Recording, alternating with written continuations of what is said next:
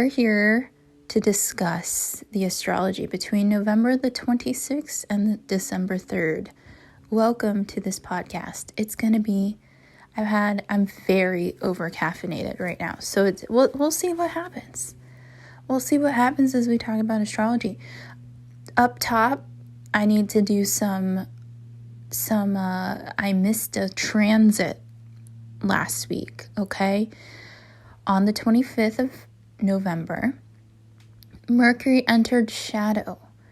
I didn't discuss this on my last podcast because there's so freaking much going on in the sky that I missed a huge key, which is very Mercury shadow retrograde-y to do anyway, is miss that detail of the fact that Mercury is going into shadow. We will not have Mercury retrograde until December the 13th, but because this week opens up with a full moon in Mercury's zodiac, one of Mercury's twins, because Mercury is the twinning sign, so one of Mercury's twins is Gemini, the other is Virgo. Goofus and Gallant, kind of these two zodiac signs that kind of represent two different things, but are both mercurial in nature. So, November 25th, Mercury entered shadow, 22 degrees Sagittarius. We will not see this retrograde happen, but I think it's an interesting retrograde to kind of note. So I'm going to talk about it because Monday's full moon in Gemini is kind of like indicating that this is a lesson. And also, when I look at the chart for the full moon in Gemini, we're also looking at Mercury for this full moon. So Mercury is front and center this week. Mercury is taking center stage in a lot of ways. So with Mercury will be retrograde from December 13th all the way until January the 1st, 2024.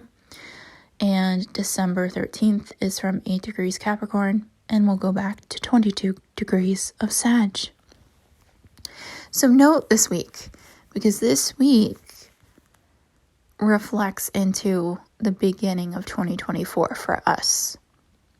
And it's just kind of one of those things we have to say, hey, like Mercury also, I like it because there's the trickster, there's the comedian, there's a lot lighter energy in the sky. Although we're going to be seeing very soon Venus entering the sign of Scorpio, which kind of still takes us through the underworld. But I really like, and it also is going to be shown to us at the end of the week. So this week has light energy, trickster energy, and then also a little bit of like, this is kind of confusing. Let's figure this out. So approaching this week as just a lot of information and moving parts is kind of part of what the energy is taking us through. Now, I'm also looking at, Moon Day, Monday, November 27th. We open the week 4:16 a.m. Eastern Standard Time. So that's 1:16 a.m. Pacific Time. A Gemini full moon. Gemini at 4 degrees of Gemini. Now, this is an energy where, because Mercury is in shadow, and because this is a very special and specific full moon, because it's not just going to be the sun and Sag opposing this moon in Gemini. There's also what's called a T-square. So we have the natural opposition between the sun and the moon, and we have Mars, the planet of action. Now, astrology websites and pop astrology is not picking up. This is still a conjunction between the sun and Mars. For this specific full moon, Mars is going to be at 2 degrees of Sagittarius, and the sun is at 4 degrees. It's not an exact conjunction known as a cazimi with the sun, but there is a conjunction between the sun and Mars opposing the moon, and then a square with Saturn at 0 degrees of Pisces. So the square is the 90-degree angles between the mutable signs. So mutable signs are Sagittarius, Pisces, Gemini, and Virgo. These are those signs that have malleable energy. It's that energy that can that's not meant to be extremely solidified. It's meant to kind of go with the flow, but each sign has their what we're going with the flow with. So note that, because, if we're looking at a go with the flow type of sign, Virgo is a sign that really wants to be strict and have what we've learned in the flow. So a mutable Virgo is a lot different than a mutable Gemini or a mutable Pisces or a mutable Sagittarius. They each have where they're adjusting and making these changes. So if we're looking at, a Sagittarius, their go with the flow energy is kind of be more of the fool card, jump into the journey, learn along the way, learn to look at life from the perspective of the centaur with the bow and arrow, trying to find their target. But that's through trial and error. You have to do target practice in order to get that perfected. And with Mars conjunct the sun here, this is target practice. This is what is on your target? And where are your goals? Where are your bigger dreams? Square to Saturn and Pisces. Now with this T-square, I like mutable T-squares. However, the reason I like a mutable T-square is it allows for support to the mutable energy. But if we're looking at a T-square to Saturn, this means your target is going to take time. This is sports. I mean, when I looked at this full moon, I was like, this is the energy of athletes. This is the energy of training. This is the energy of, I'm thinking from a horseback rider's perspective, but this is the energy of you're taking a horse from the ground up. You went to the auction, you got the horse from auction, maybe it's very underweight, and now you're learning the horse, and now you're learning what it needs, now you're learning the feed schedule, now you're learning training schedule, maybe it's not, trained on how to even go under saddle. And Gemini says, well, we need movement here. So I'm a full moon, and I'm representing where this stuckness, where this stalewart has taken place during Scorpio season. And by the way, it was not a stalewart. It just felt that way because Scorpio season this year is very unique, as I will keep on pressing forward with this. It was supposed to get us looking at our shadow in a way that we can't go back to who we used to be. We have shed that layer so deeply, and Venus is going to make sure of it.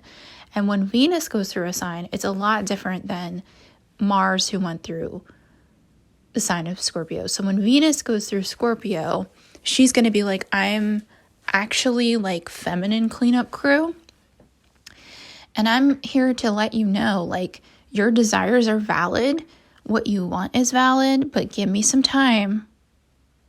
So while we're having this period of time, and I look at this on this hemisphere of the globe, we're in winter. So as we're in the season of going towards winter, this is a time for planning. Gemini is a detail student sign. So Gemini represents siblings, our neighbors, short trips. If we look at this season, and there's more to come on the way because we have not entered the winter solstice. But if we look at this as like, okay, this is a season that we are in training for. We are looking at this from the perspective of, I'm in training camp. I'm a student. Saturn wants to teach me.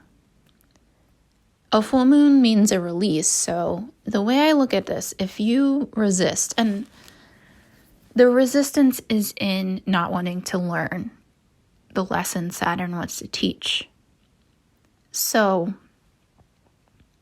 and by the way, I'm saying this because I live this square. I live this T-square, technically, on a daily. This is up in my natal chart. So I know this square, and I'm talking from personal perspective. That and mistakes, like learn from my mistakes. As I go through this podcast, like learn, like I have made every error of life, the student of life with this square. I live it. I have personal planets, personal midpoints, and I also have had so many personal lessons with 4 degrees of Gemini that when I'm looking at this chart, I'm like, oh my God, this is my whole life here. You know, and I want to say, like, what I've done wrong is not surrender to the lessons, not surrender to the teachings of those that came before me. Or there's 2 different ways to look at it, because Gemini is the twin, looks at the dual lessons, or learning from the mistakes of those that came before me. So, you know, I know this, and I want to say, like, this week is not a make a final decision week. This week is collect data and release as best as you can the toxicity of past decisions, forgiving yourself for past decisions. You know, I've got cards on the table. I've got the Lovers, that's Gemini's major card. I've got the Moon, which I'm looking at. This is literally, my cards are like, hey, full moon, Gemini. And then I've got the 7 of Swords reversed. This is a very Gemini card. And it's where we betray ourselves. But the next card is the Knight of Swords. This couldn't be the most direct reading. You learn from your errors and go back and redo. And you know, for a lot of us, this could have been in relationships, partnerships, love, life. And a lot of us, it could be all across the board. And I think that this upcoming Mercury retrograde is actually quite helpful between Sagittarius and Capricorn. I like the trade-off between both signs. I think that, you know, a Sagittarian versus Capricorn want 2 different things. But, you know, they were put next to each other in the zodiac for a reason. So as we prepare for this upcoming Mercury retrograde, which is what this full moon really wants to highlight, this is not chaos in the sky in the way that, say, you know, that Scorpio new moon put out. This is not that type of confusion. I honestly think with Saturn square, it's more internal, like, I don't know what decision to make, and I don't know when to make it. Now, there might be reasons that you have to make a decision this week. There might be reasons that you have to say, okay, I have to put my foot down, or something else on the outside is making a decision for you. But just know that if there is an external force, because Saturn is ultimately what we're looking to, even though the full moon is in Gemini. So Saturn is responsibility, putting our most grounded part of ourselves forward, even in the sign of Pisces. And because of that, you know, I also want to talk about Mercury here, because Mercury is giving us food for thought. And so Mercury in Sagittarius, the philosopher, the centaur, the athlete, is trine the North Node in Aries. This is a beautiful energy with this full moon. So, A, we have the T-square. B, we have Mercury trine the North Node saying, hey, where you're pointing in target practice, you're getting better and better by the day. You're getting closer and closer to this goal, this investment, this reality, this manifestation, however, you want to translate it.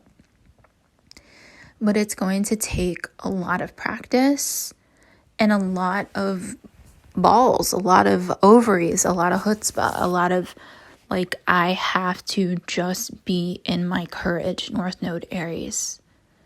Maybe you're the first person doing this, North Node Aries. Maybe people are calling you crazy and it feels a little crazy, North Node Aries. But Mars is conjunct the sun still. Mars and the sun are still neck and neck in this race together. And they're supportive.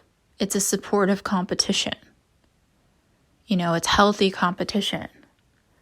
It's lighting a fire under our collective ass after a very draining time in Scorpio. And Scorpio was meant to drain a lot of stuff out of us because it was releasing,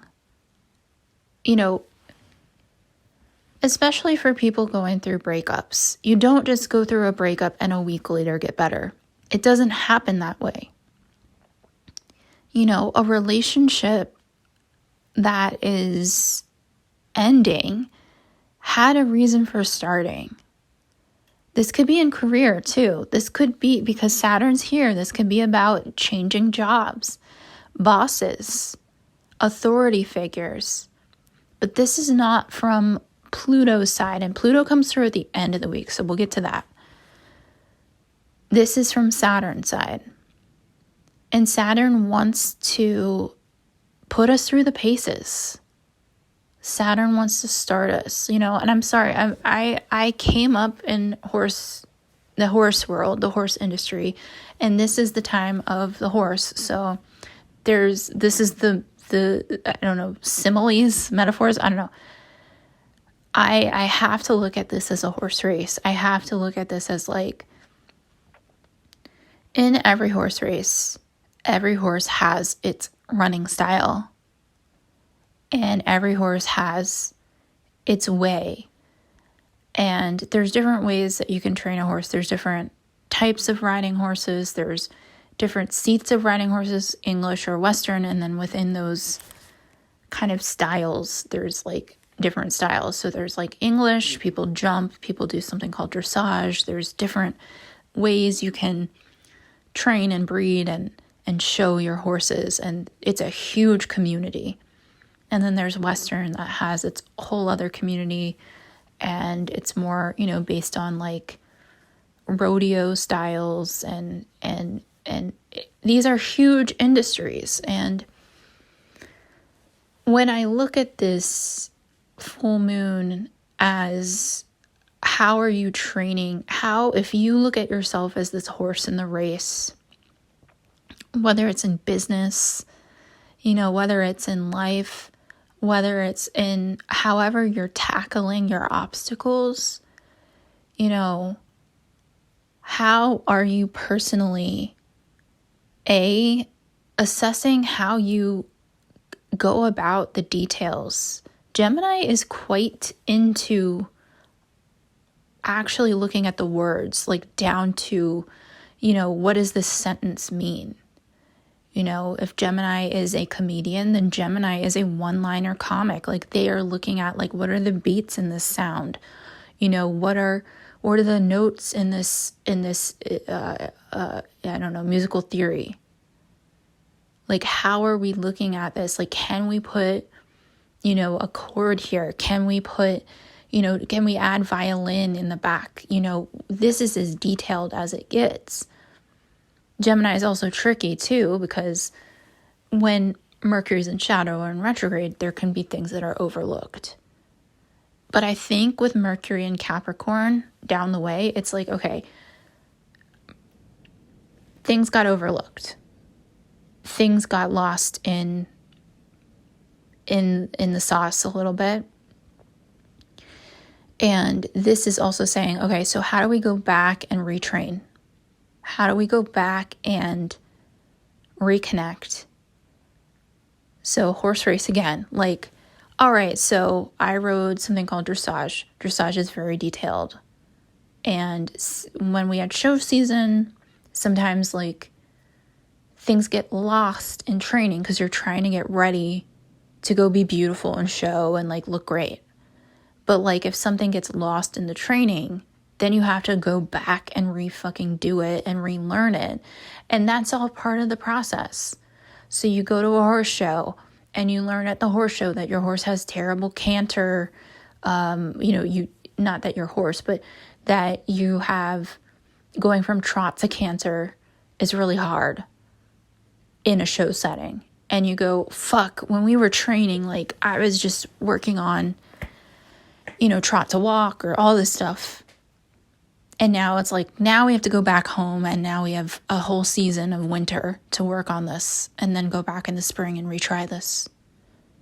And that's really what it is. It's like, oh, like you're in the gym and you're working on your butt muscles. And you're like, oh, I got this big old booty. And then you take off your shirt and you go in the shower and you look in the mirror and you're like, damn, my arms look like shit. Well, you got a whole season to work on arms. And that's kind of what this is all about. My dog is on his bed and he looked at me like, bitch, what the fuck are you talking about? Okay. So continuing with, so that's very like Mars, Mercury, trines, North Node, Mars conjunct Sun. But we also have Mercury square Neptune here. So I love that my dog is super expressive. Okay. It's me going off on a tangent, okay? You can go off on a tangent here. Neptune is our dreams. Neptune's in Pisces, just like Saturn. So there is this dynamic between Sagittarius and Pisces with this full moon and this week. It could be that your mind goes out to sea. Your mind goes out to left field. You are dreaming. You are out of reality. But I do think that Saturn brings us into reality here. I think we do get like this push and pull between a reality check. And we also have Venus quincunx Uranus with this full moon, which is sort of tension. It is tension between what we love and what we have to do. But the ultimate goal is, how do we get better from our errors?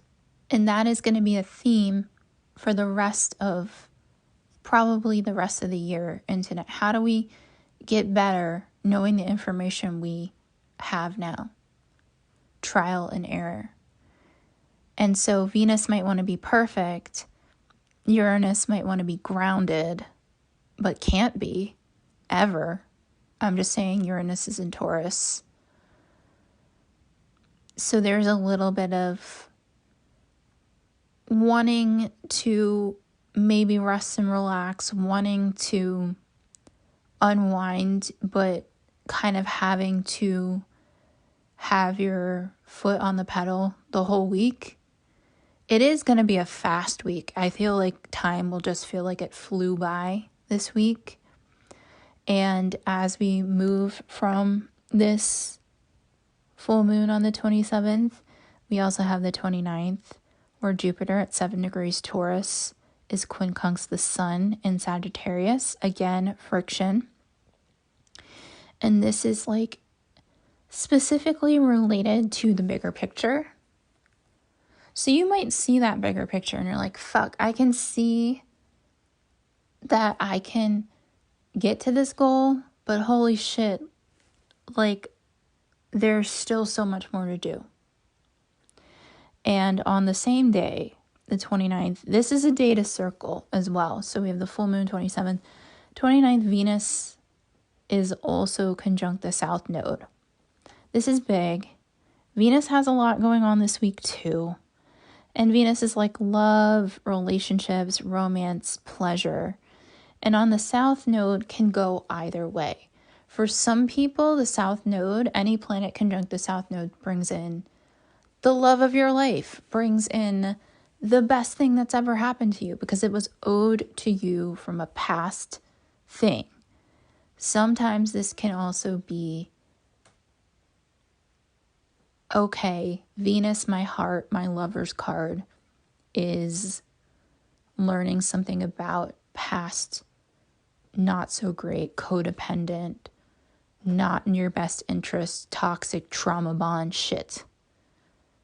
Do you want to go back there? Mercury retrograde's cleaning house. So the 29th is a day to be like, whatever that thing is will show up pretty quickly. And that brings us through the rest of the week in many ways, because the 30th, we have Mercury semi-sextile Pluto. So that is kind of getting more into the layers of things. Like therapy day would be great between the 29th and 30th. Doing some self-reflection. Journaling work is incredible throughout the whole week. And, you know, fire safety. But this is definitely a good week to write yourself a letter and shred it up and throw it in the trash. Or if you have something fire safe, to burn that shit off.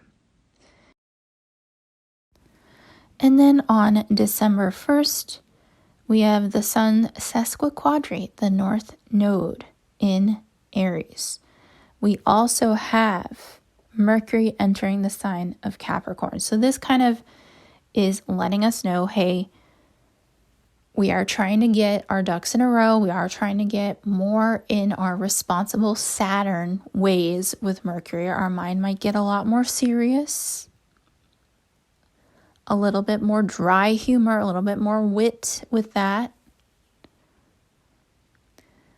But December 1st is kind of a day to really take note of the lessons of the whole trajectory, because the sun is looking at the vantage point and saying, yes, there's a little bit of like, how do I make this bold move tension?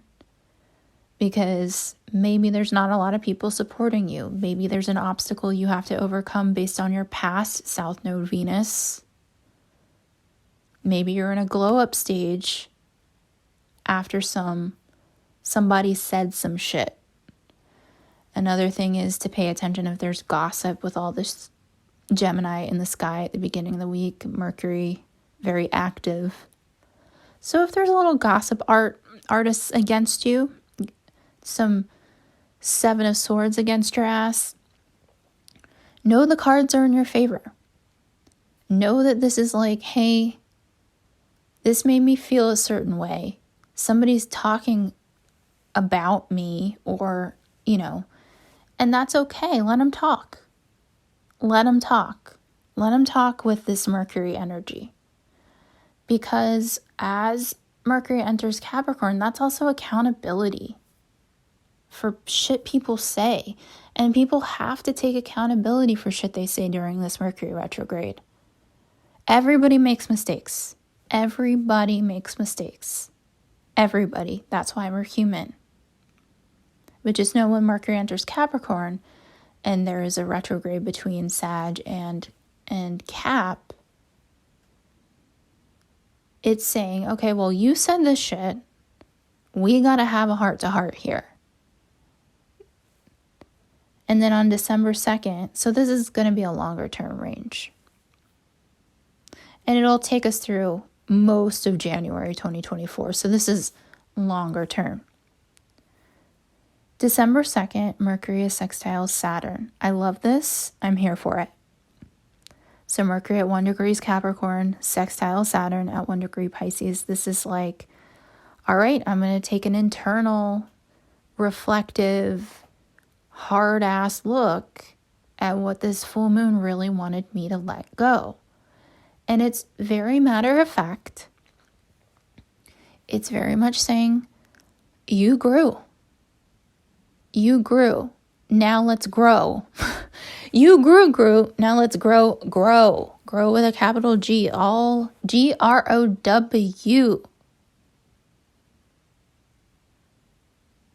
This is powerful.